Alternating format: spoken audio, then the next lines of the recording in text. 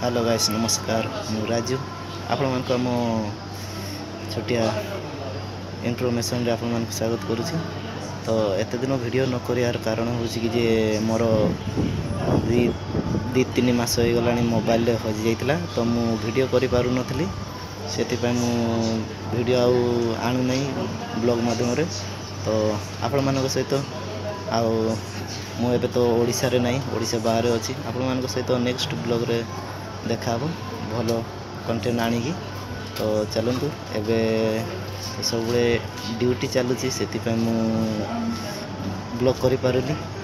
आपण माने बाहर राज्यर ब्लॉग केमती पसंद करिए कमेंट माध्यम में जणेबे। टाइम पाउनी ब्लॉग माध्यम रे आपण मन को नियत देखिबे एटिया जगह एटिया परिवेश आ एटिया कथा केमतिया। तो चलतु रोजी जय जगन्नाथ जोहार।